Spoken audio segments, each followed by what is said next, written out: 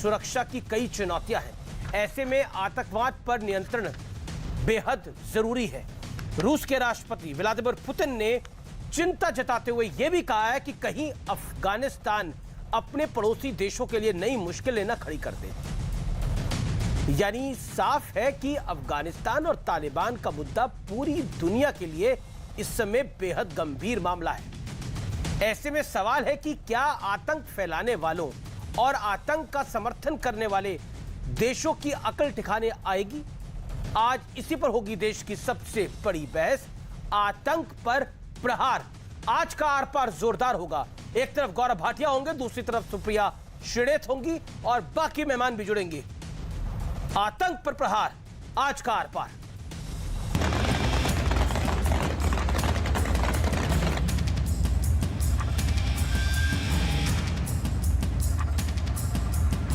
एक तरफ इमरान खान का आतंकिस्तान, दूसरी ओर अफगानिस्तान में तालिबान। कुल मिलाकर एशिया में आतंक का नया कॉकटेल तैयार हो रहा है। और इसी बीच प्रधानमंत्री मोदी की अध्यक्षता में ब्रिक्स देशों के सम्मेलन में अफगानिस्तान में आतंकवाद के खिलाफ कड़ा संदेश दिया गया है। रूस के राष्ट्रपति व्लादिमीर पुतिन ने कहा कि अमेरिका के जाने से अफगानिस्तान में संकट खड़ा हो गया है। दुनिया के सामने सुरक्षा की कई चुनौतियां हैं और आतंकवाद पर नियंत्रण जरूरी है।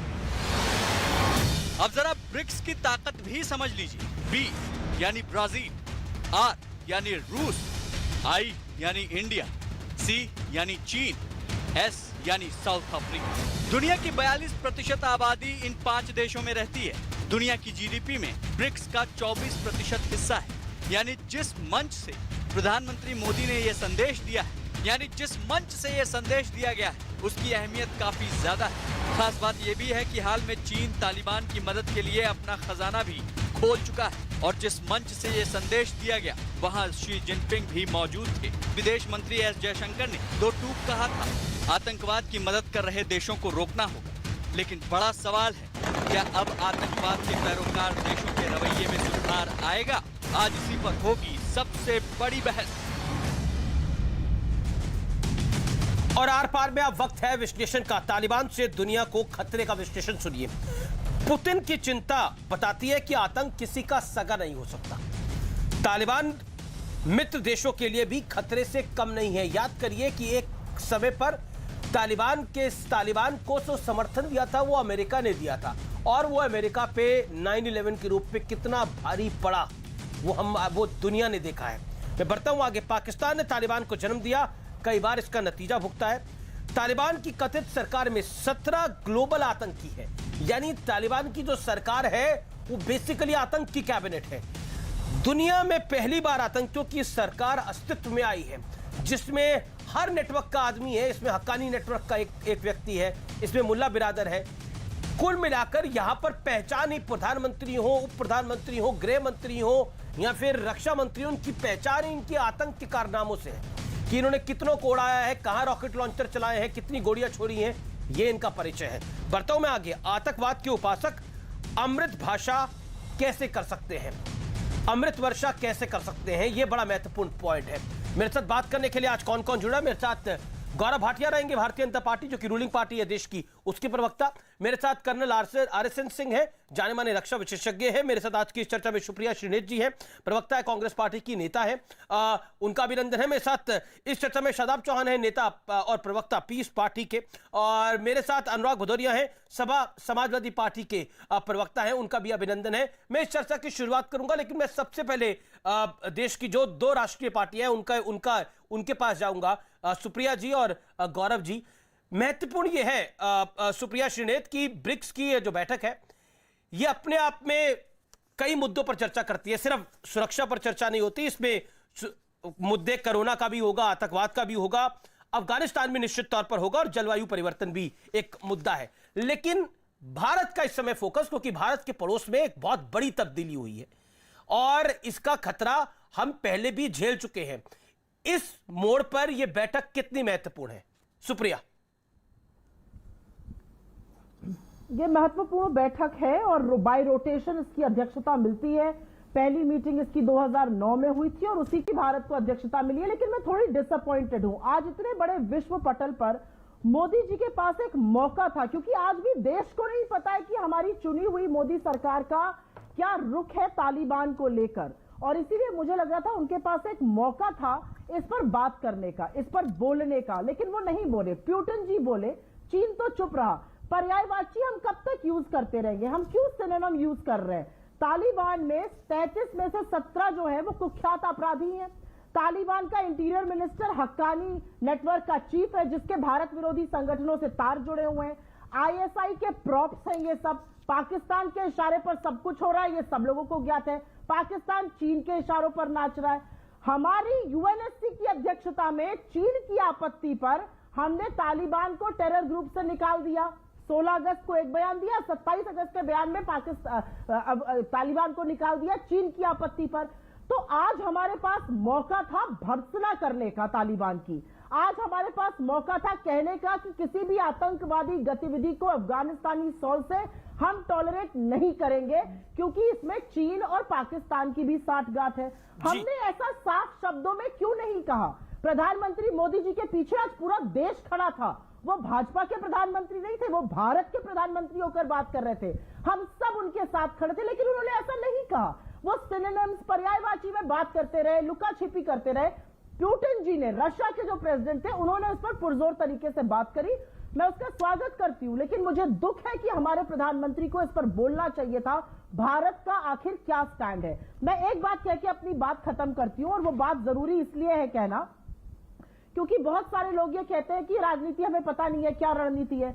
दोहा में गुपचुप बात करना हमारी रणनीति है, अपने दूतावास से राजदूत भेजना हमारी रणनीति है। हमारी रणनीति क्या है? क्योंकि राजदूत के जाने के बाद तालिबान की हिम्मत तो सरकार की तरफ से बयान आ गया था कि अपने लोगों की सुरक्षा के लिए वो बातचीत हुई थी।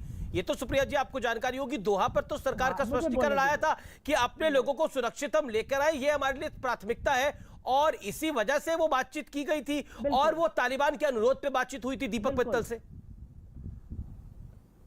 बस यही मैं बात आपसे सुनना चाह रही थी। दीपक मित्तल से अगर तालिबान के अनुरोध पर बातचीत हुई थी, तो दीपक मित्तल ने बाहर आकर यह बता दिया कि भारत सरकार ने तालिबान से क्या कहा था। तालिबान ने इनवाइट किया था, तालिबान ने क्या कहा था, यह देश को कब बताया जाएगा? क्योंकि तालिबान ने उस मुलाकात के बाद ये हिमाकत और ये हिम्मत कैसे करी कि वो कश्मीर में हस्तक्षेप करेंगे? उनकी हिम्मत कैसे हुई है कहने की कि चीन उनका सबसे बड़ा वो तो कोई भी विश्व में कोई कुछ कह सकता है, उस पर तो किसी का नियंत्रण नहीं रहता। हमारे देश में ही कश्मीर के ऊपर क्या कुछ कह दिया जाता है? हमारे देश में ही आपकी पार्टी के नेता, वरिष्ठ नेता, पूर्व मंत्री सैफुद्दीन से उसने कह दिया कि कश्मीर तो इंडिपेंडेंट है। क्या कर रही है उनका? आपकी पार्टी ने भी कुछ नहीं करा। देखिए, विश्व में तो बहुत लोग कश्मीर के ऊपर बहुत कुछ बोल सकते हैं, सपने संजो सकते हैं, सालों से संजो रहे, वो संजोते रहे, लेकिन वो मैं एक सेकंड गौरव भाटिया का भी रिएक्शन ले लेता हूं इसकी भी। जी सुप्रिया जी, आप अपनी बात को खत्म कर लीजिए, 30 सेकंड और। मेरी बात खत्म नहीं। हाँ बोल लीजिए, 30 सेकंड। मेरी बात खत्म नहीं हुई, आप मेरी बात को खत्म होने का मौका दीजिए। मैं सिर्फ इसलिए ये पूछ रही हूं क्योंकि भारत सरकार बार बार कहती है कि हम वहां पर अपने लोगों की सुरक्षा के लिए गए थे। क्या भारत सरकार के पास कोई सूची है कितने लोग हैं वहां पर? उनको निकालने के 31 अगस्त के बाद क्या इंतजाम किए जा रहे हैं? हमारी तालिबान से तथाकथित बातचीत नहीं हो रही है according to this government and the sources जिनको आप लोग कोट करते हैं। चीन पाकिस्तान के साथ है, रशिया ने आज पहली बार बोला, लेकिन हमारे साथ कोई खड़े रहने की अभी तक बात नहीं करी। रशिया ने ट्रोइका की मीटिंग में हमें नहीं बुलाया था। ठीक है, अब आपके एक एक पॉइंट का जवाब ले लेते हैं। गौरव भाटिया भी इंतजार कर रहे हैं, फिर मेरे को हमें नहीं बुलाया। जी सुप्रिया जी। गौरव भाटिया, कड़ा संदेश, बड़ा संदेश, जिसकी उम्मीद है देश को, जिसकी उम्मीद कांग्रेस पार्टी को भी है, वो आएगा या नहीं आएगा? अमित जी, देखिए, मैं कांग्रेस पार्टी की प्रवक्ता का उत्तर दूंगा, लेकिन पहले पूरा देश आपका ये कार्यक्रम देखता है। जो बड़ी बातें हैं वो मैं बताना चाहता हूँ। देश की विदेश नीति में जब से प्रधानमंत्री श्री नरेंद्र मोदी जी बने हैं, क्या बदलाव आया है कि एक तो भारत इक्वल टर्म्स पे बात करता है, और दूसरा वो लीड करता है और वो पूरे विश्व के लिए एक विदेश नीति बना लेता है, किस मुद्दों पे बात होनी चाहिए। और ये भूल जाते हैं, ये सब राजनीति के गजनी हैं, इनकी याददाश्त बहुत कमज़ोर है। यूनाइटेड नेशन जनरल असेंबली में नरेंद्र मोदी जी ने 2 टूक पूरे विश्व को बताया था कि गुड टेररिज्म बैड टेररिज्म नहीं होता है। सुषमा स्वराज जी ने आतंकिस्तान, पाकिस्तान के वहाँ रिप्रेजेंटेटिव के सामने बोला था।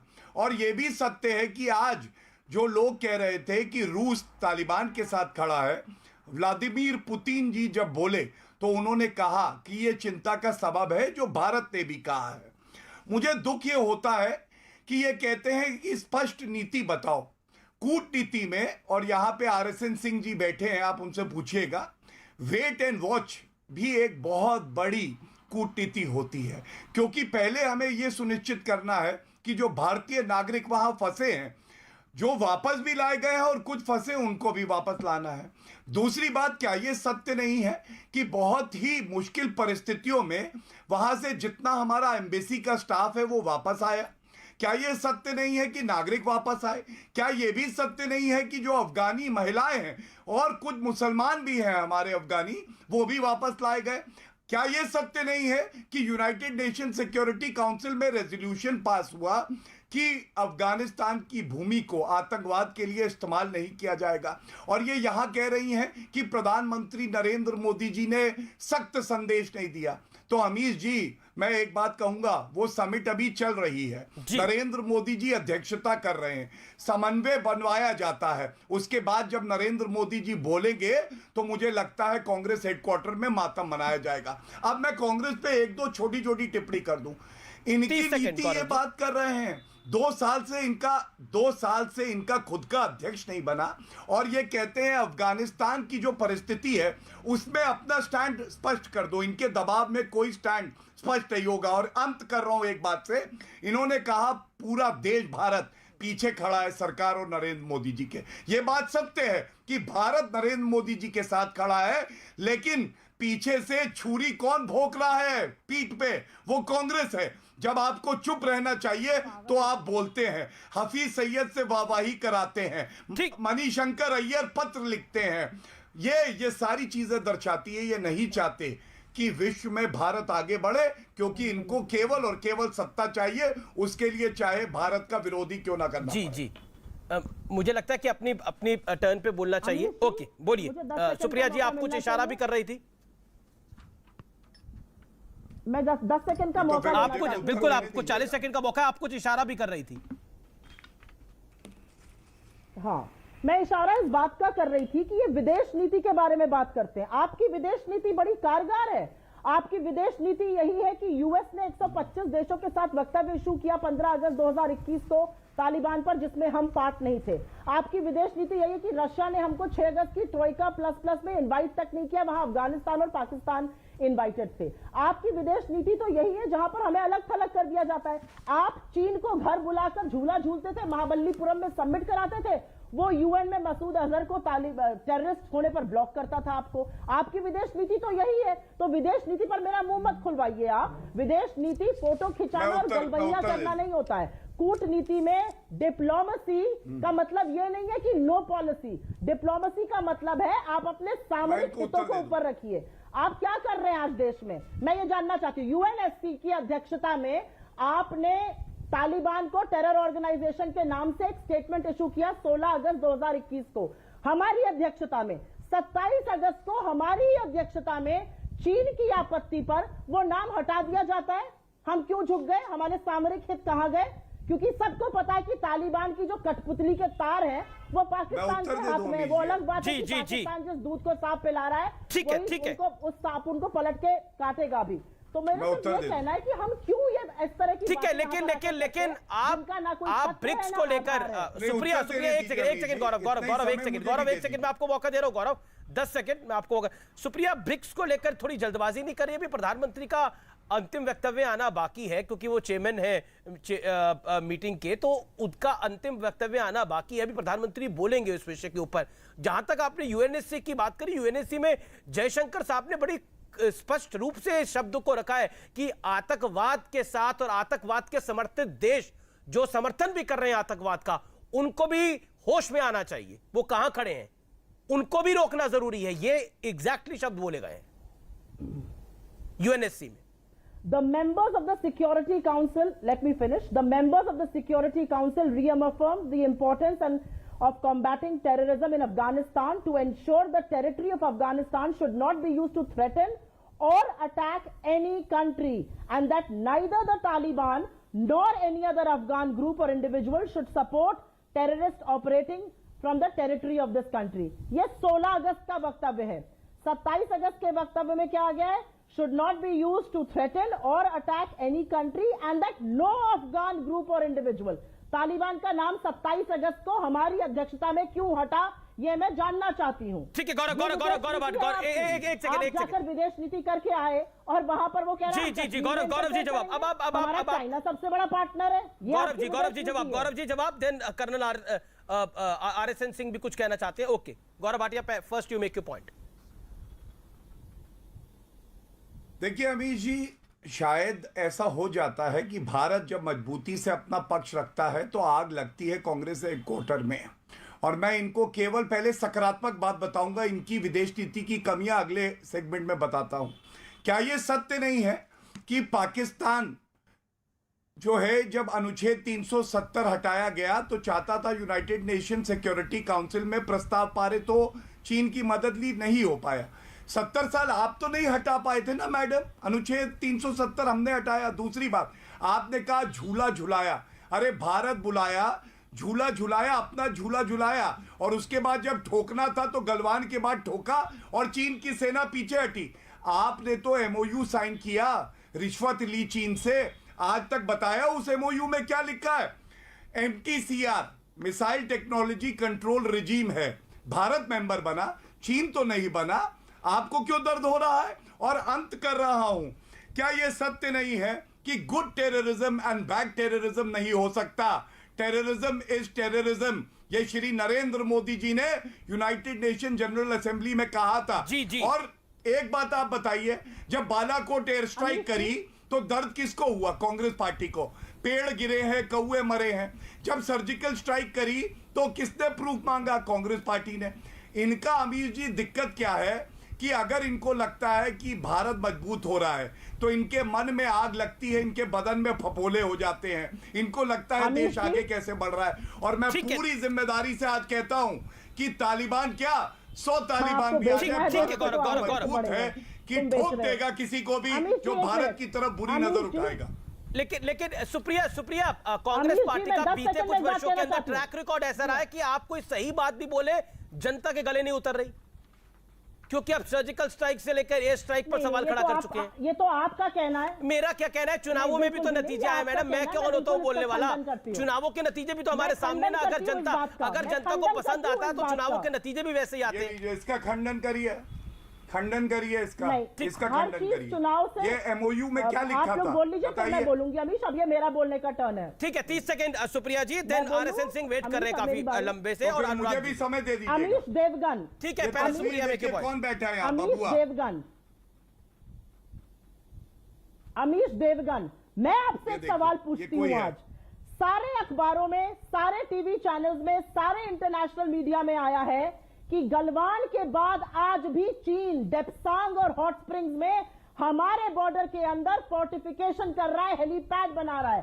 उसके बारे में ये सरकार क्या कहेगी? 20 सैनिकों की शहादत का क्या बदला लिया?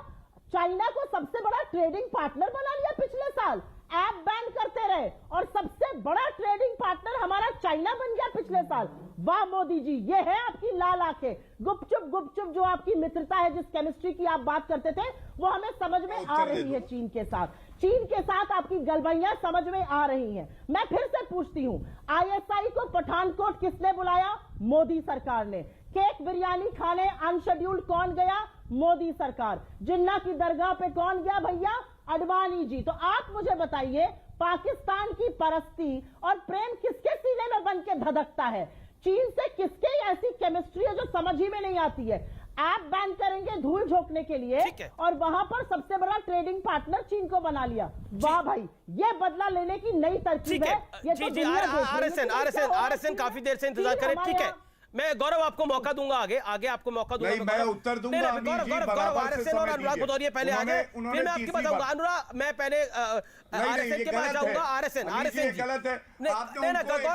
गौरव भाटिया बात का खंडन करना चाहते हैं। नहीं, आप खंडन करिएगा, लेकिन बाकी मेहमान भी है ना, उनको तो मुझे लेना पड़ेगा ना। मेरा भी धर्म आप समझिए ना। कांग्रेस की प्रवक्ता के पास नहीं, कांग्रेस की पार्टी की प्रवक्ता ने बोला, आपका जवाब लूंगा मैं। गौरव भाटिया, क्यों? गौरव भाटिया, मैं आपको मौका दूंगा आगे, लेकिन पहले RSN सिंह को दिखाइए। RSN सिंह, क्या आपको लगता है तालिबान को लेकर भारत का स्टैंड क्लियर नहीं है? क्या आपको लगता है भारत की विदेश पॉलिसी जो है वो ढुलमुल रवैये के साथ चल रही है? मेरे दो सीधे सवाल हैं, जवाब क्या है इसका? नहीं, मैं तो जो ओपनिंग स्टेटमेंट्स था बड़े ध्यान से सुन रहा था, तो मैंने अभी मोदी साहब का जो डिटेल्ड भाषण आएगा वो तो मैं पता नहीं अभी हो रहा होगा, शायद मैंने तो नहीं सुना है, लेकिन ऐसा मुझे यकीन है कि ज़रूर इस मुद्दे को बड़े ज़ोर शोर से उठाया जाएगा। लेकिन इतना मैं ज़रूर कह दूं कि ये ब्रिक्स में तीन तरह, तालिबान के संदर्भ में बात करूं, तीन तरह के वहाँ पे कंट्रीज़ हैं। एक है जो कि आप जिनका कोई ताल्लुकात, डायरेक्ट ताल्लुकात नहीं है इस स्ट्रेटजिक इशू से, जैसे कि ब्राज़ील हुआ या साउथ अफ्रीका हुआ, और कुछ कंट्रीज़ हैं जिनके साथ हमारी कॉन्ग्रुएंसी है, और वो है रशिया, और एक है चाइना जिसके साथ हमारी एडवर्सरियल रिलेशनशिप है तालिबान को लेके। तो उस हिसाब से मैंने जो रशियन पुतिन साहब का जो बयान मैंने सुना, बिल्कुल उन्हें बड़े ज़ोर शोर से इसको उठाया ये पूरे मुद्दे को। और आपको एक और बात बता दूं कि अभी आज के अखबार आपने पढ़े होंगे कि पाकिस्तान ने एक मीटिंग बुलाई सेंट्रल एशियन कंट्रीज़ की, और उसमें आपके चाइना के फॉरेन मिनिस्टर भी थे उस मीटिंग में, लेकिन रशिया उसमें शामिल नहीं हुआ।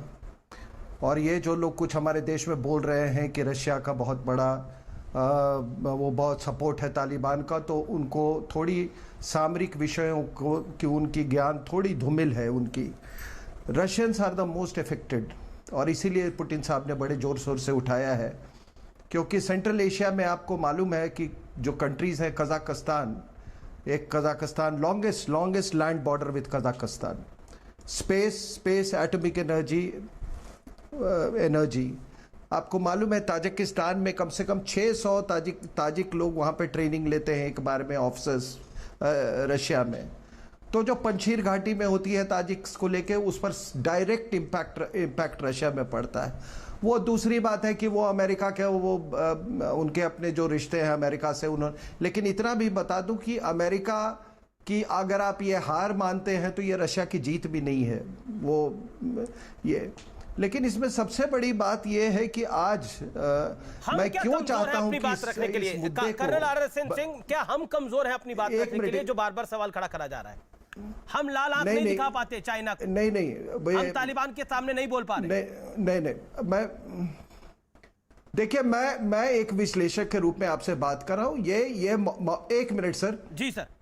एक मिनट सर, वो इको आ रहा है, मैं कह रहा हूं कि देखिए, ये मैंने कहा कि हम किसी भी कीमत पे अफगानिस्तान का पाकिस्तान के द्वारा इन्वेजन को हम इसको मान्यता नहीं दे सकते।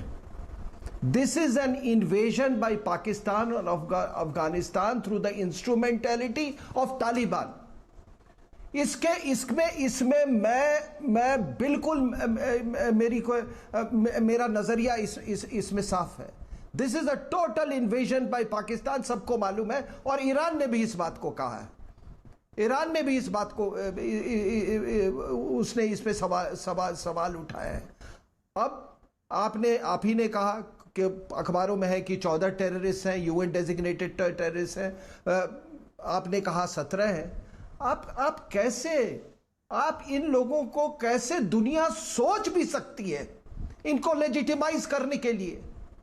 दुनिया सोच भी कैसे सकती है इसके? और जो भी हमारे देश के अंदर में और हमारे देश के बाहर में जो लोग इसकी लेजिटिमेसी से को क्वेश्चन कर रहे हैं, उनका वो बहुत मैं भ्रमित मानसिकता के लोग हैं, मैं इतना ही कह सकता हूं।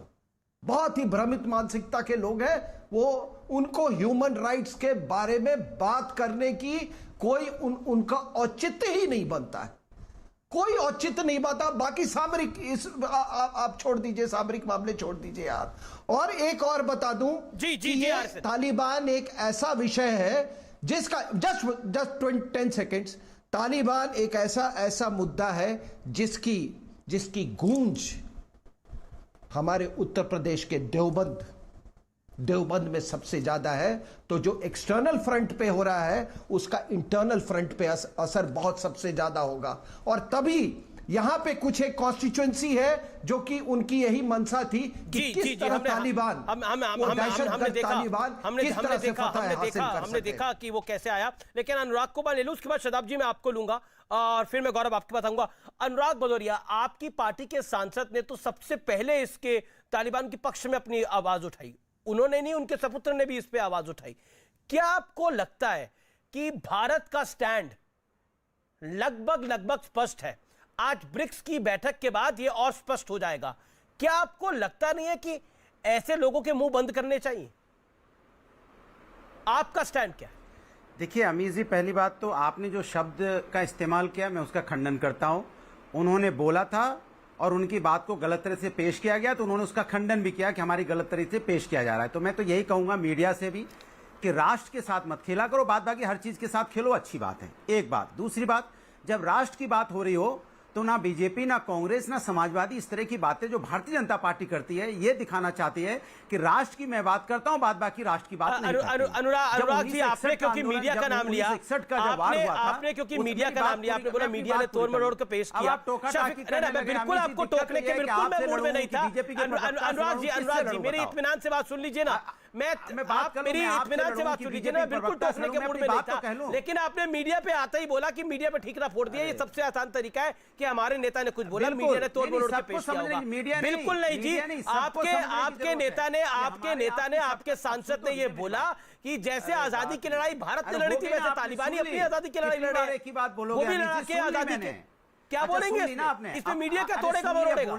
उसके बाद उनके सपुत्र ने भी बोला इसे मीडिया क्या तोड़ेगा मरोड़ेगा। मैं स्पष्टीकरण दे रहा हूं, आपने क्योंकि सवाल पूछा, आपने मुझसे सवाल पूछा। अरे यार आपके साथ दिक्कत है। नहीं, मेरे साथ 100 दिक्कतें हो सकती है, लेकिन शफीकुर रहमान बर्क के साथ कोई दिक्कत नहीं है। अरे वो अल्लाह के बनाए हुए ऐसे बंदे हैं कि जो बहुत बिल्कुल सही बात करते हैं। मीडिया ही गलत है जी, सारे चैनल गलत, 100 चैनल गलत है, 50 अखबार गलत है, सब गलत है, लेकिन शफीकुर रहमान बर्क सही है। काहे चिल्ला रहे हो भाई? मैं तो चिल्ला ही नहीं रहा, मैं तो बोल रहा हूँ। आपने बोला मीडिया ने तोड़ मरोड़ के पेश किया, मीडिया क्या तोड़ेगा मरोड़ेगा जी? जो उन्होंने बोला वो सामने आ गया। अरे तो अरे उन्होंने खंडन किया तो आपने सामने नहीं किया। दिक्कत तो ये है ना, दूसरी बात तो आपने बताई नहीं। जो उनकी तोड़ी मोड़ी बात चलाई उसके बाद उन्होंने जो दूसरी बोली वो चलाई नहीं, तो क्या बोलूं मैं इसको? आप मुझे बोलने दीजिए। मैं कह रहा हूं कि हिंदुस्तान की जब बात होती है अमित जी, तो हिंदुस्तान में हर व्यक्ति हिंदुस्तान के साथ खड़ा है, लेकिन भारतीय जनता पार्टी हिंदुस्तान के साथ नहीं है। मैं गारंटी के साथ कहता हूं, जब कोई पार्टी हिंदुस्तान में नफरत की राजनीति कर रही है तो मतलब हिंदुस्तान को तोड़ने की कोशिश कर रही है, हिंदुस्तान में एकता की बात नहीं कर रही है। 1961 के बार में क्या अलग अलग लोग लड़े थे? गांव का हर व्यक्ति था, हर जाति धर्म का व्यक्ति लड़ रहा था, हर पार्टी का, हर जो भी पॉलिटिकल पार्टी थी उनके घर के लोग उसमें लड़ रहे थे, सारे फौज में थे। 1971 की लड़ाई हुई थी, तब भी सभी घर के लोग वहां लड़ रहे थे। तब तो कोई ऐसा था नहीं कि हम इस घर का नहीं जाएगा उस घर का नहीं जाएगा, सभी जाति धर्म के लोग, सभी पॉलिटिकल फैमिली के लोग लड़ रहे थे ना वहां पे। फौजी लड़ रहे थे, फौजी भी तो किसी घर के ही है ना। तो इसलिए आप जब राष्ट्र की बात होती है तो हिंदुस्तान एक साथ खड़ा होता है, लेकिन भारतीय जनता पार्टी राष्ट्र की बात में बांटने की कोशिश करती है, बोलती ये पार्टी नहीं है, ये पार्टी नहीं है, ये पार्टी ने ये बोल दिया। ऐसा नहीं है प्रभु, आप राष्ट्र के साथ नहीं, क्योंकि अच्छा अनुराग जी, आपके विचार बहुत अच्छे हैं। अनुराग जी आपके विचार बहुत ही अच्छे हैं। आपने बोला राष्ट्र के साथ खड़ा होना चाहिए और बांटने की कोशिश नहीं करनी चाहिए। एक सेकंड सर, एक सेकंड। अनुराग जी एक सेकंड। अभी आपने जल्दबाजी में 62 की लड़ाई को 61 की लड़ाई कह दिया। वो 1962 से चीन की लड़ाई हुई थी, 71 में पाकिस्तान के साथ और 65 में भी पाकिस्तान के साथ हुई थी। जल्दबाजी में आप बोल गए, मैं एक स्पष्टीकरण दे दूं, लेकिन आपने बोला देश। एक अनुराग जी आपने बोला 2.5 मिनट बोला आपने। अब आप सुनिए ना, आप ही के पास हूं मैं, आप ही के पास हूं अनुराग भाई। अरे कहीं नहीं जा रहा, आप ही चीफ गेस्ट है मेरे अभी के। महाराज सुन तो लीजिए, अरे गुरुदेव सुन तो लीजिए। अरे बिल्कुल मैं आप ही को मौका दे रहा हूं। अरे मेरे कार्यक्रम में तो अनुराग जी मुझे मौका दीजिए अपनी बात को रखने का। एक सेकेंड अनुराग जी, आपने बोला देश को बांटने वाली पार्टी नहीं होनी चाहिए। बीजेपी देश को बांटती है। गौरव भाटिया की जो पार्टी है वो सबसे खराब है, जैसा आप कह रहे हैं। बिल्कुल आपकी बात को ऊपर रख लेते हैं थोड़ी देर के लिए। अब आप मुझे बताइए, ये जो आपके विधायक नमाज के लिए कमरा मांग रहे थे, ये क्या देश को बांट रहे थे, देश से प्यार कर रहे थे, क्या कर रहे थे? आपके विधायक जो नमाज के लिए कमरा मांग रहे थे, अब मैं बोल लूं ये क्या था? हाँ ठीक है, आपका अब आपने बोला, अब मैं बोल रहा हूं जी। आपने बोला वो कमरा मांग रहे थे, उन्होंने मंदिर के कमरे के लिए बोला और मस्जिद आपने जो कमरा दूसरा ही बोला, लेकिन आपने आधा चलाया। वो वाला मैंने पोर्शन छोड़ दिया। ये बोला कि नहीं नमाज के लिए मांग रहे थे। अरे उन्होंने तो बोला, धर्म की बात इरफान की थी। सोलंकी वो ने आपने बोला नीचे नमाज के लिए हमें बीच समस्या में इसीलिए जाना मैं कह पड़ता रहा हूं। है और आप हमें कमरा दे दीजिए, अरे मुझे जैसा बात तो कांग्रेस कह की लूं मैं सरकार ने और जेएमएम की अरे सरकार ने झारखंड में कमरा दिया अरे है मैं नमाज रूम। अरे आप मुझे ही नहीं बोलने दोगे तो कैसे काम चलेगा? अमीर जी पूरा वक्तव्य सुन लीजिए, सुना दीजिए। उन्होंने बोला कि जाना पड़ता है और हमें कहते दूसरे धर्मों का भी होना चाहिए। दोनों चीज की बात की है। अब सरकार को नहीं करना है तो नहीं करना, बात खत्म। ना इनके लिए ना उनके लिए, बात खत्म हो गई। मुद्दा कहां है भाई? मैंने कोई चीज बोली कि मुझे इसके लिए नमाज के लिए दे दो, मंदिर के लिए दे दो, या मंदिर वाली बात तो सुनाई नहीं थी। मंदिर वाली बात तो कहीं आई नहीं। सब मीडिया की गलती है। मीडिया बड़ा खराब है अनुराग जी, मीडिया बहुत खराब है। मीडिया बहुत खराब है, हर चीज को तोड़ मरोड़ के पेश कर देता है। आपके साथ दिक्कत यह है कि आप चिल्लाने लगते हो। मैं तो चिल्ला ही नहीं रहा, मैं तो इतना हंस के बोल रहा हूँ। बोला था सभी धर्म के लिए होना चाहिए।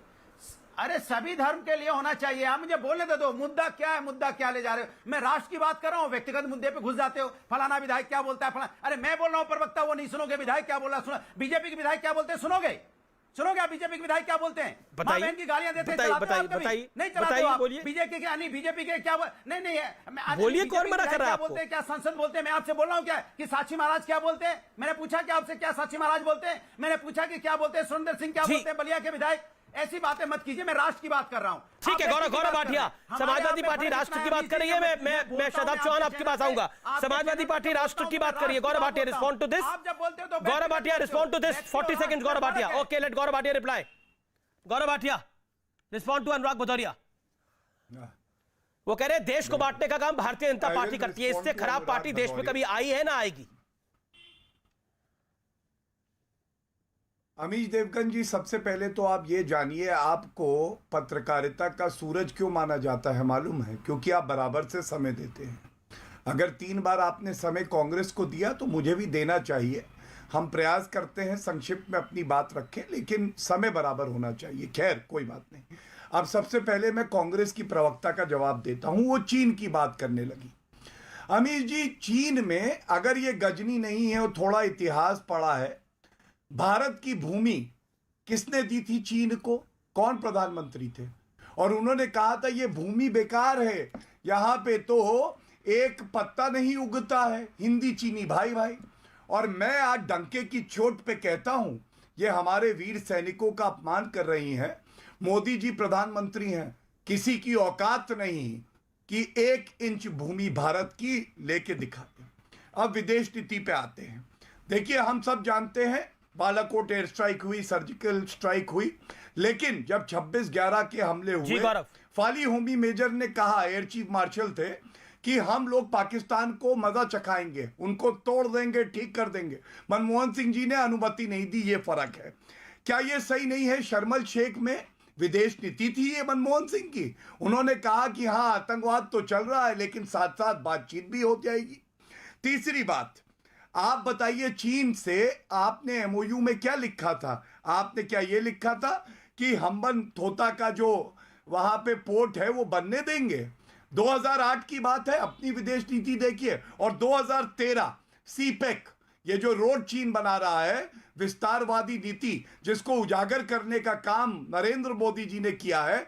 मनमोहन सिंह जी तो चुप थे, वो तो फाइल ले जा रहे थे सोनिया गांधी के पास और कोई बोल नहीं रहा था। अब मैं आता हूं सपा पे। देखिए, सपा की गलती नहीं है। हम सबको है प्यार भारत से, इनको प्यार है अपने वोट बैंक से। और शफीकुर रहमान बर्क ने क्या कहा अमीर जी? उन्होंने कहा ये जो तालिबानी है, ये तो हमारे जो स्वतंत्रता सेनानी है उनकी तरह है। तोते तोते तोते बीच में बोला, तोते पिंजरा, भैया पिंजरा है क्या?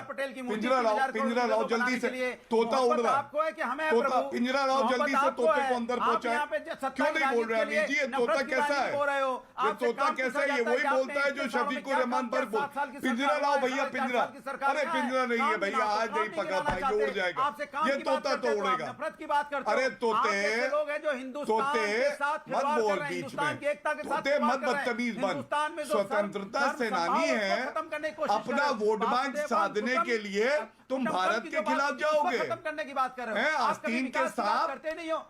कभी विकास दूध की बात पियोगे किया आपने? भारत का, बोलोगे भारत विकास के की बात खिलाफ। की। यहाँ पे तालिबान बच्चों की अगर मौत हो रही है, चले उसके गए बारे में ना, नहीं बोलोगे। ऐसा कोविड काल सही में लोगों की करेंगे मौत जो हो रही है, एक उसके ही बारे में कुर्ता नहीं पहनते हो बोलोगे। ये भी किसान फट घंटे जाएगा पे वहां बैठे पे। हो, उसके बारे में नहीं बोलोगे। इसलिए ऐसे मत महंगाई बोलो। से आत्महत्या कर रहे हो, शफीक उसके बारे में एक नहीं एक करके बोले, एक एक करके बोलोगे। अनुराग को सुन ले 30 सेकंड। गौरव जी, गौरव जी, अनुराग को 30 सेकंड सुन ले, फिर आप बोलिए। समस्या के बारे में तो अनुराग बोल लीजिए 30 ना। सेकंड। पूरे हिंदुस्तान की समस्या के बारे में कहां बोल रहे हो? आपको चिंता रहती है नफरत की राजनीति की। आप कब बात करते हो अरे महंगाई अभी बेरोजगारी जी की? कब तोते बात को करते हो चुप यहाँ कराइए बच्चों की बेचारा। मौत? ठीक है, देखो, नफरत पहला की तोता राजनीति। है, गौरव 10 सेकंड में जवाब आपने बोला नफरत की राजनीति कर रहे हो। टेलीविजन पे इतने बड़े कार्यक्रम में शदाब बोलने चौहान का काफी देर से वो इंतजार कर रहे हैं। किसानों की मौत हो रही है, आपने खेद व्यक्त किया। ये किसान जो okay, Gaurav Bhatia make your point. Gaurav Bhatia make your point. देखिए 10 seconds Gaurav Bhatia, 10 second. I can't make my point like this. मैं डिबेट जो है चैनल पे करता हूं प्रतिष्ठित, ना कि मैं चिड़ियाघर में डिबेट करता हूं। यहाँ तोता बीच में बोल रहा है, ऐसे थोड़ी ना डिबेट करेंगे मेहमान है हमारे, आप अपनी बात को रखिए 10 सेकंड रखता हूं। देन शदाब जी। मेहमान होंगे तो क्या, मेहमान है तो हमारी जान ले लेंगे, हमें गोली मार देंगे। कहां जान भारत ली, के कहां खिलाफ गोली बोल मार देंगे रहे हैं? मेहमान है तो। अपने शब्दों के बाण चला रहे हैं, बीच में बोल रहे शब्दों के बाण चला रहे हैं। टर लगे हुए। कौन सा शब्दों का बाण? उनका बांध उनके अंदर है। बांध देखिए, उनके पास कोई बांध नहीं है, झुंझुना है केवल मुसलमानों के लिए लॉलीपॉप और झुंझुना। इस हाथ ठीक में है, लॉलीपॉप, अनुराग के शब्दों के बाण अभी भी चल रहे हैं। आपको बताता हूं। मौतें हो रही, उसको चिड़ियाघर बताता है। कैसे वो व्यक्ति को आपने चलते बुला लिया? रहेंगे, वो निर्दयी, नौकीले निष्ठुर, नहीं है, कठोर वो कठोर व्यक्ति को, चलाइए। जो बच्चों की मौत को चिड़ियाघर बोलता है। अच्छा, बच्चों ठीक। की मौतें हो गई, कह रहा है चिड़ियाघर है। अच्छा ठीक है, सुनिए, बच्चों की मौत हो गई। मैं अरे बोलिए, शदाब चौहान के बाद चलता हूं, काफी देर हो गई। देखिए अनुराग शांत। देखिए मेरे साथ एक मेहमान है जिनके पास गैबी न्यून से मैं माजरत भी चाहता हूं। अनुराग जी मेरा निवेदन स्वीकार कीजिए। जवाब मिलेगा। अनुराग नॉन स्टॉप कैसे हो पाएगा? अनुराग देखिए मेरे साथ ये बाढ़ है। क्रूरता की हद पार कर अच्छा अनुराग जी, मुझे ऑडियो डाउन करना पड़ेगा, माफी के साथ मैं बोल रहा हूं, लेकिन मुझे ऑडियो डाउन करना पड़ेगा। शदाब चौहान का रुख करता हूं। शदाब चौहान, जब आरएसएन बोल रहे थे तो आप लगातार हाथ खड़ा कर रहे थे, आप कुछ बोलना चाह रहे थे। क्या आपको लगता नहीं है कि कुल मिलाकर भारत वही कर रहा है जो इंसानियत के दायरे में सही होता है और दुनिया भी उसी तरफ है? रशिया ने भी आज कैटेगोरिकली बड़ा स्ट्रॉन्ग मैसेज दिया है। जी अमित जी, आज 138 करोड़ हिंदुस्तानी इस इंतजार में थे कि ब्रिक्स की अध्यक्षता कर रहे प्रधानमंत्री जी भारत के 138 करोड़ लोगों के दिल की बात रखेंगे और वो स्टैंड क्लियर करेंगे कि हम तालिबान को टेरर ग्रुप आपके दिल की बात क्या है? आपने क्या बोला था? Let me complete. नहीं, I am letting you complete, but what you said on Taliban, let me complete, but what you said on Taliban. Okay I will say. लोग इंतजार कर रहे थे कि कैसे प्रधानमंत्री जी स्टैंड क्लियर करेंगे कि हम तालिबान को टेरर ग्रुप मानते हैं या नहीं मानते हैं। हम ये स्टैंड क्लियर करेंगे क्या यूएपीए लिस्ट में डाल करके हमको टेरर मानेंगे या नहीं मानेंगे? क्या हम उनको सीधे तौर पर उनसे रिलेशन खत्म करेंगे या हमारी खारजा पॉलिसी क्या है? What's our foreign policy? आप बताइए। जिस चाइना के साथ प्रधानमंत्री जी आज ब्रिक्स सम्मेलन में अध्यक्षता कर रहे हैं, उसने $31 मिलियन की मदद की है तालिबान को। क्या उस पर हम लोग एक शब्द बोला?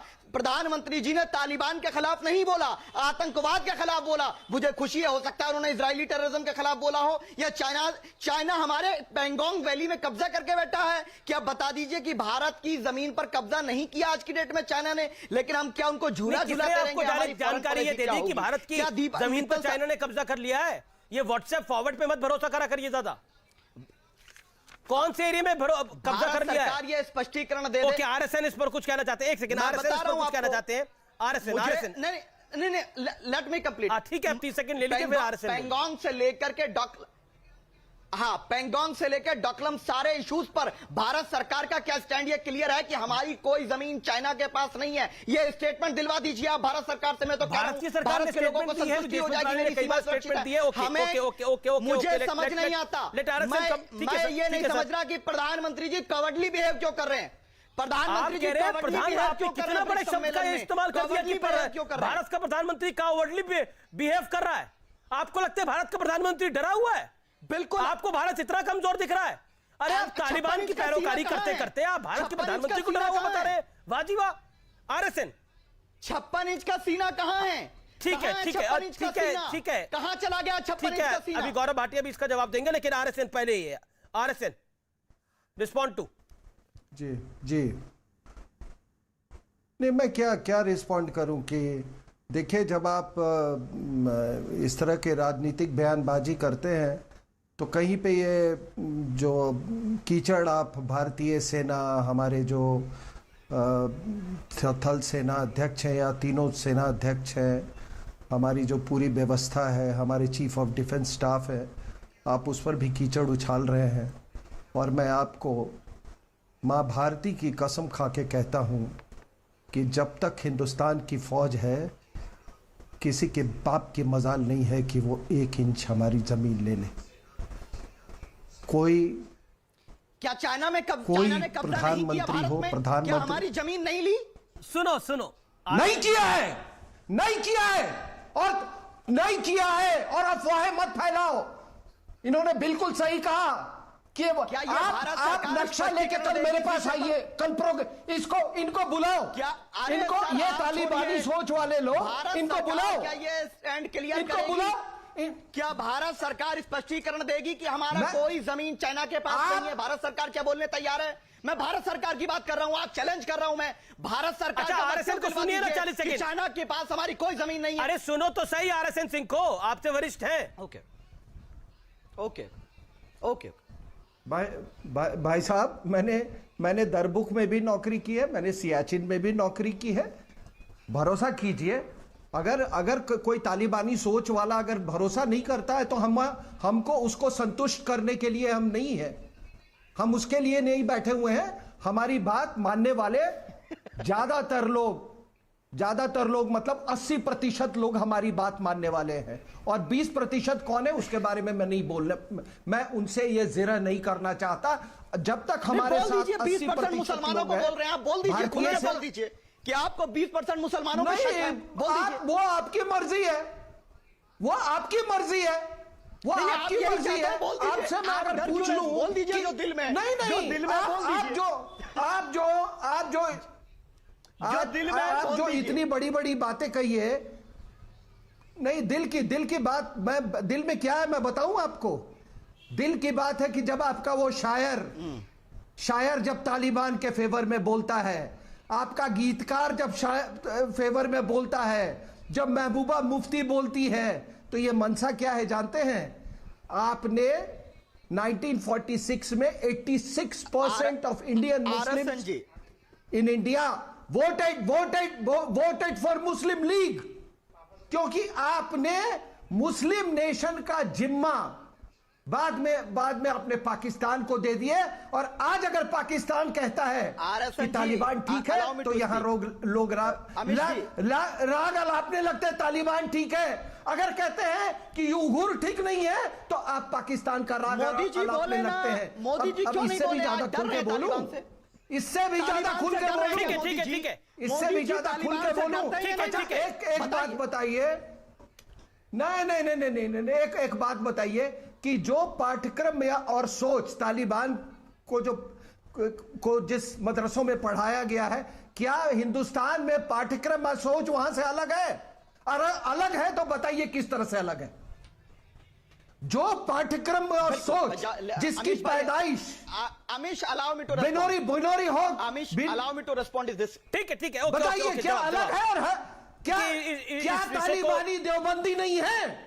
क्या तालिबानी देवबंदी नहीं है? जवाब ले लेते हैं। आपने आरएसएन बोला, ओके, और क्या 30 सेकंड में आप जवाब दीजिए, तो गौरव भाटिया ओके, फिर हम चीन की बात करेंगे। RSN ji hold on.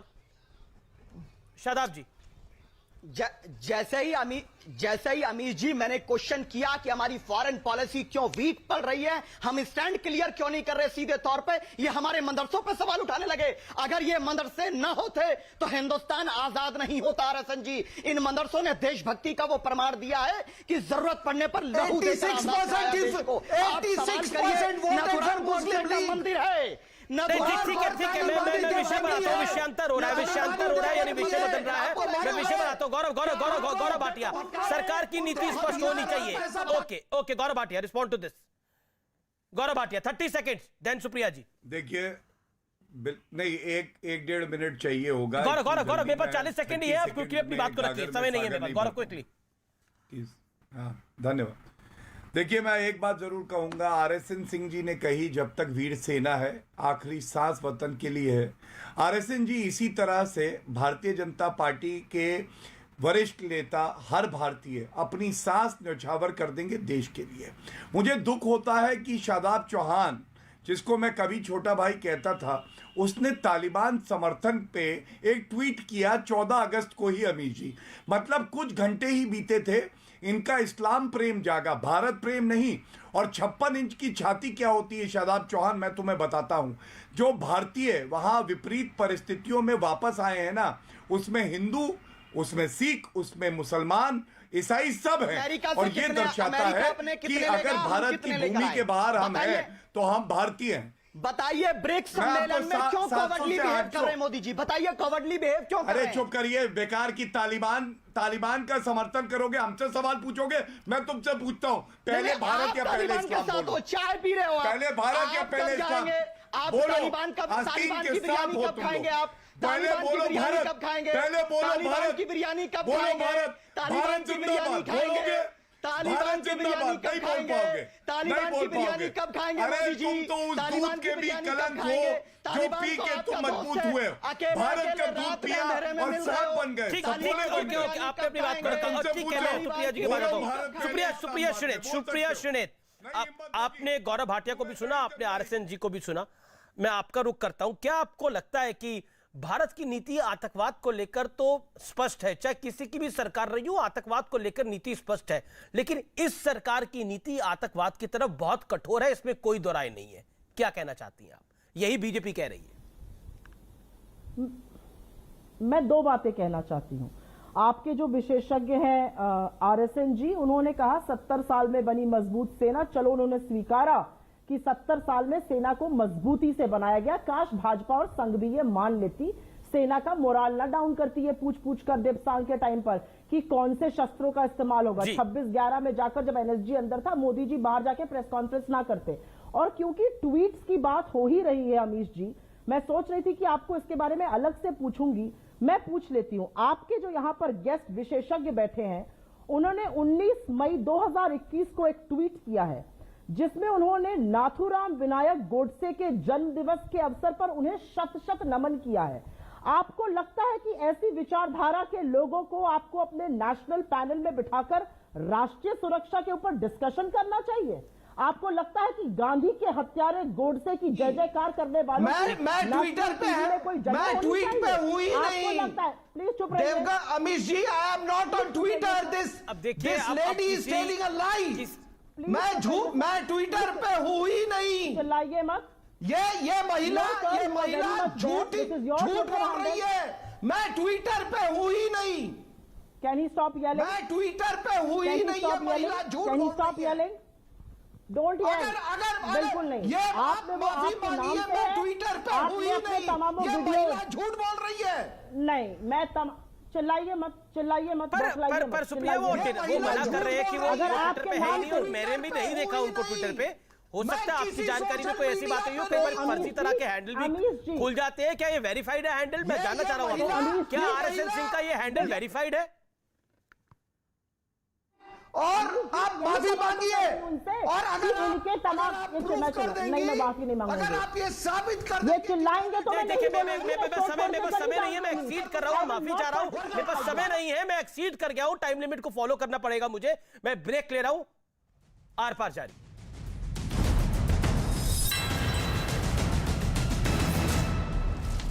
Afghanistan के मौजूदा सियासी हालात पर वो वेट एंड वॉच की नीति अपना रही है। ऐसे में बीजेपी ने तालिबान से उम्मीद रखने वालों को खरी सुनाने में देर नहीं की। कि सपनों की दुनिया है, वो एक रिलीजन के नाम पर सरकार चलाना चाहते हैं, तो क्या बाकी लोगों को वहां से निकलने की बात करते हैं?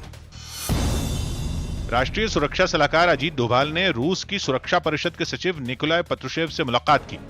इस मुलाकात के दौरान आतंकवाद और अफगानिस्तान संकट समेत कई मुद्दों पर बात हुई। खेल मंत्रालय ने इस साल के राष्ट्रीय खेल पुरस्कारों के लिए चयन समिति का ऐलान कर दिया। इसमें पूर्व क्रिकेटर वेंकटेश प्रसाद और अंजुम चोपड़ा के अलावा पूर्व निशानेबाज अंजलि भागवत, पूर्व मुक्केबाज एल सरिता और पैरा एथलीट देवेंद्र झाझरिया शामिल होंगे। साथ ही इस समिति का अध्यक्ष सुप्रीम कोर्ट के रिटायर्ड जज मुकुंदकम शर्मा को बनाया गया। दिल्ली पुलिस कमिश्नर राकेश अस्थाना की नियुक्ति के खिलाफ दाखिल एक याचिका पर हाईकोर्ट में सुनवाई हुई, जिसमें अदालत ने जवाब देने के लिए केंद्र सरकार को समय दे दिया। अब इस मामले की सुनवाई 16 सितंबर को होगी। इससे पहले इस याचिका में राकेश अस्थाना की नियुक्ति को गैर कानूनी बताया गया था। साथ ही इसमें दलील दी गई कि उनकी नियुक्ति रिटायरमेंट से सिर्फ 4 दिन पहले हुई, जबकि नियम यह है कि इस पद पर रिटायरमेंट से 6 महीने पहले नियुक्ति होनी चाहिए। आंध्र प्रदेश हाईकोर्ट ने सार्वजनिक जगहों पर गणेश चतुर्थी कार्यक्रम के आयोजन की मंजूरी नहीं दी। हालांकि इस दौरान निजी जगहों पर एक समय में 5 लोग गणेश उत्सव मना सकेंगे। वायुसेना के लिए C-295 MW ट्रांसपोर्ट एयरक्राफ्ट खरीदे जाएंगे। सुरक्षा मामलों पर बनी कैबिनेट की समिति ने ऐसे 56 विमान खरीदने को मंजूरी दे दी। यूपी के आगरा में गणपति के साथ पीएम की मूर्तियां भी गणेश उत्सव से पहले बाजार में उतारी गईं। कहा जा रहा है इन मूर्तियों की वहां काफी मांग है। इस बार खास बात यह है कि इको फ्रेंडली मूर्तियों का बाजार में जबरदस्त क्रेज है। महाराष्ट्र सरकार ने राज्य के गणेश मंडपों पर लोगों के जुटने पर रोक लगा दी। हालांकि लोग गणेश उत्सव के दौरान ऑनलाइन दर्शन कर सकेंगे। पश्चिम बंगाल में होने वाले विधानसभा उपचुनाव के लिए सीएम ममता बनर्जी ने प्रचार अभियान शुरू कर दिया।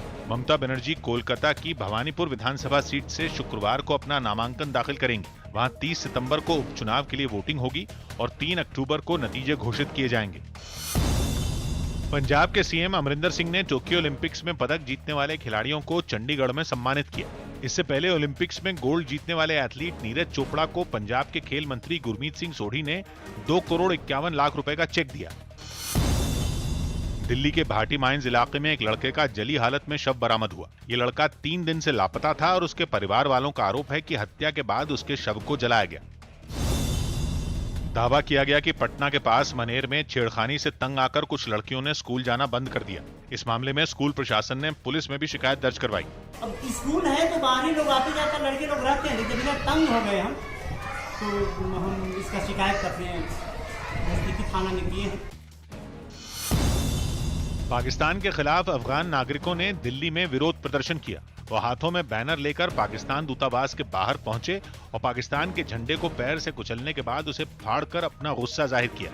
अफगानी नागरिक यहाँ इकट्ठा हुए हैं और वो विरोध कर रहे हैं कि पाकिस्तान जो है वो अफगानिस्तान के मामलों में दखल ना दे। इन प्रदर्शनकारियों ने पाकिस्तान पर आतंकियों का साथ देने का आरोप लगाया। पाकिस्तान के पास अकेला एक बिजनेस है, टूरिज्म पालना, दहशतगर्दी करना। तेजस्वी यादव के एक बयान ने संकेत दिया कि बिहार की राजनीति में वो जल्द चिराग पासवान के साथ दिख सकते हैं। असल में चिराग पासवान अपने पिता रामविलास पासवान की पहली पुण्यतिथि के कार्यक्रम में शामिल होने के लिए न्योता देने तेजस्वी यादव के घर पहुंचे थे।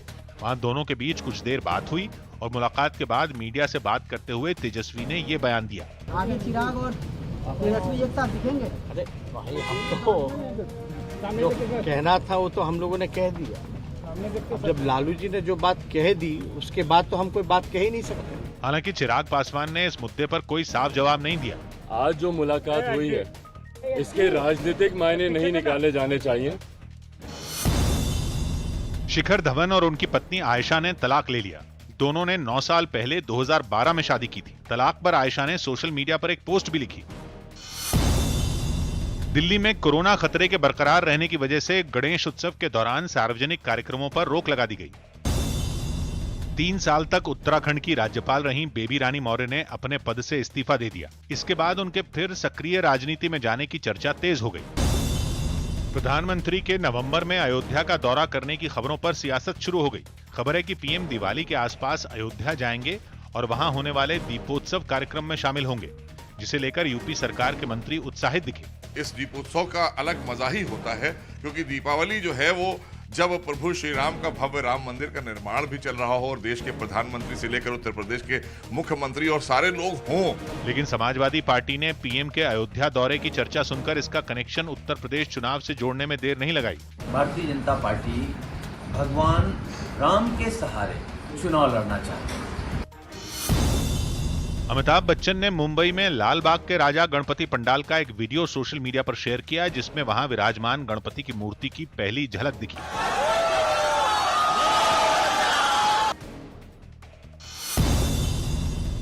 उत्तराखंड के धनौल्टी से निर्दलीय विधायक और पूर्व मंत्री प्रीतम सिंह पंवार बीजेपी में शामिल हो गए।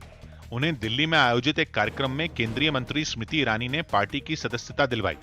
मैं आज अपने को बहुत गौरवान्वित महसूस कर रहा हूं कि आज मैं विश्व की सबसे बड़ी पार्टी में शामिल मैं हो गया हूं।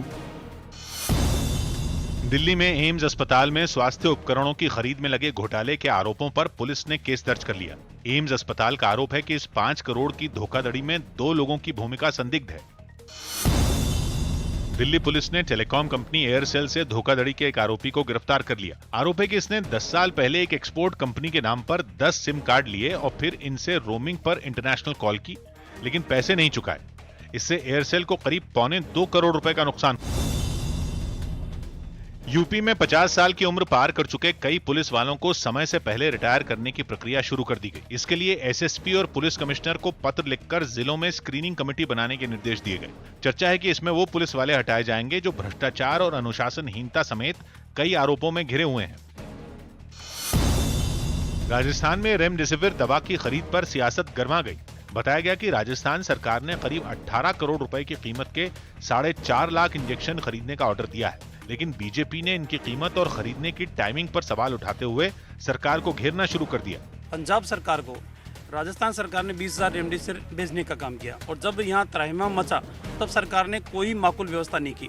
मामला गरमाने के बाद सरकार की तरफ से जांच करने और दोषियों पर कार्रवाई करने का भरोसा दिया गया। तथ्यात्मक मेरे पास देने के लिए कहा है, किसी भी तरह से कोई गड़बड़ नहीं होनी चाहिए, इसको इंश्योर किया जाना चाहिए।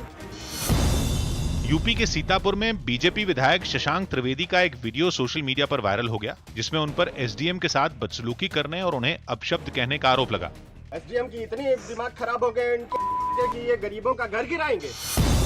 दिल्ली के पास गाजियाबाद में पुलिस ने लोन दिलाने के नाम पर धोखाधड़ी करने वाले 3 आरोपियों को गिरफ्तार कर लिया। नेशनल कॉन्फ्रेंस के अध्यक्ष और जम्मू कश्मीर के पूर्व मुख्यमंत्री फारूक अब्दुल्ला के तालिबान पर दिए बयान पर बीजेपी भड़क गई। एक दिन पहले ही तालिबान ने अफगानिस्तान में अपनी सरकार का ऐलान किया था, जिसके अगले ही दिन फारूक अब्दुल्ला ने उम्मीद जता दी कि तालिबान अफगानिस्तान में अच्छा शासन चलाएंगे। उम्मीद करूंगा कि वो इंसाफ हर एक से करेंगे और एक अच्छी हुकूमत चलाएंगे, इस्लामी उसूल पे चलाएंगे। महबूबा मुफ्ती की बातें भी कुछ ऐसी ही थी।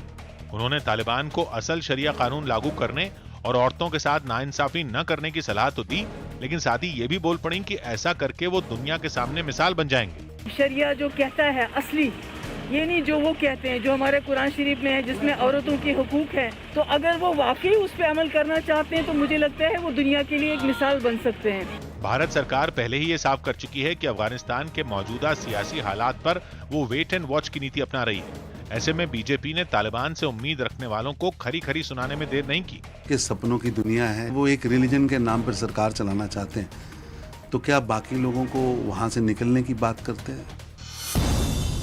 राष्ट्रीय सुरक्षा सलाहकार अजीत डोभाल ने रूस की सुरक्षा परिषद के सचिव निकोलाई पत्रुशेव से मुलाकात की। इस मुलाकात के दौरान आतंकवाद और अफगानिस्तान संकट समेत कई मुद्दों पर बात हुई। खेल मंत्रालय ने इस साल के राष्ट्रीय खेल पुरस्कारों के लिए चयन समिति का ऐलान कर दिया। इसमें पूर्व क्रिकेटर वेंकटेश प्रसाद और अंजुम चोपड़ा के अलावा पूर्व निशानेबाज अंजलि भागवत, पूर्व मुक्केबाज एल सरिता और पैरा एथलीट देवेंद्र झाझरिया शामिल होंगे। साथ ही इस समिति का अध्यक्ष सुप्रीम कोर्ट के रिटायर्ड जज मुकुंदकम शर्मा को बनाया गया। दिल्ली पुलिस कमिश्नर राकेश अस्थाना की नियुक्ति के खिलाफ दाखिल एक याचिका पर हाई कोर्ट में सुनवाई हुई, जिसमें अदालत ने जवाब देने के लिए केंद्र सरकार को समय दे दिया। अब इस मामले की सुनवाई 16 सितंबर को होगी। इससे पहले इस याचिका में राकेश अस्थाना की नियुक्ति को गैर कानूनी बताया गया था। साथ ही इसमें दलील दी गई कि उनकी नियुक्ति रिटायरमेंट से सिर्फ 4 दिन पहले हुई, जबकि नियम यह है कि इस पद पर रिटायरमेंट से 6 महीने पहले नियुक्ति होनी चाहिए। आंध्र प्रदेश हाईकोर्ट ने सार्वजनिक जगहों पर गणेश चतुर्थी कार्यक्रम के आयोजन की मंजूरी नहीं दी। हालांकि इस दौरान निजी जगहों पर एक समय में 5 लोग गणेश उत्सव मना सकेंगे। वायुसेना के लिए C-295 MW ट्रांसपोर्ट एयरक्राफ्ट खरीदे जाएंगे। सुरक्षा मामलों पर बनी कैबिनेट की समिति ने ऐसे 56 विमान खरीदने को मंजूरी दे दी। यूपी के आगरा में गणपति के साथ पीएम की मूर्तियां भी गणेश उत्सव से पहले बाजार में उतारी गईं। कहा जा रहा है इन मूर्तियों की वहां काफी मांग है। इस बार खास बात यह है कि इको फ्रेंडली मूर्तियों का बाजार में जबरदस्त क्रेज है। महाराष्ट्र सरकार ने राज्य के गणेश मंडपों पर लोगों के जुटने पर रोक लगा दी। हालांकि लोग गणेश उत्सव के दौरान ऑनलाइन दर्शन कर सकेंगे। पश्चिम बंगाल में होने वाले विधानसभा उपचुनाव के लिए सीएम ममता बनर्जी ने प्रचार अभियान शुरू कर दिया। ममता बनर्जी कोलकाता की भवानीपुर विधानसभा सीट से शुक्रवार को अपना नामांकन दाखिल करेंगी। वहां 30 सितंबर को उपचुनाव के लिए वोटिंग होगी और 3 अक्टूबर को नतीजे घोषित किए जाएंगे। पंजाब के सीएम अमरिंदर सिंह ने टोक्यो ओलंपिक्स में पदक जीतने वाले खिलाड़ियों को चंडीगढ़ में सम्मानित किया। इससे पहले ओलंपिक्स में गोल्ड जीतने वाले एथलीट नीरज चोपड़ा को पंजाब के खेल मंत्री गुरमीत सिंह सोढ़ी ने 2 करोड़ 51 लाख रुपए का चेक दिया। दिल्ली के भाटी माइंस इलाके में एक लड़के का जली हालत में शव बरामद हुआ। ये लड़का 3 दिन से लापता था और उसके परिवार वालों का आरोप है कि हत्या के बाद उसके शव को जलाया गया। दावा किया गया कि पटना के पास मनेर में छेड़खानी से तंग आकर कुछ लड़कियों ने स्कूल जाना बंद कर दिया।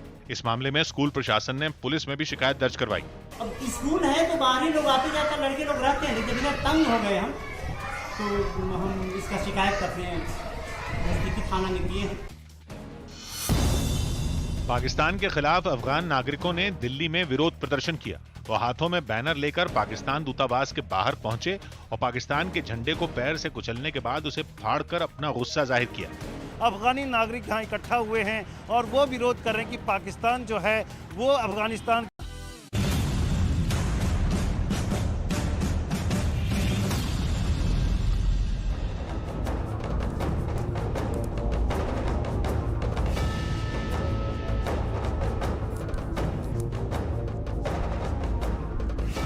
नमस्कार, आप देख रहे हैं डंके की चोट पर। मैं हूं आपके साथ प्रीति रघुनंदन।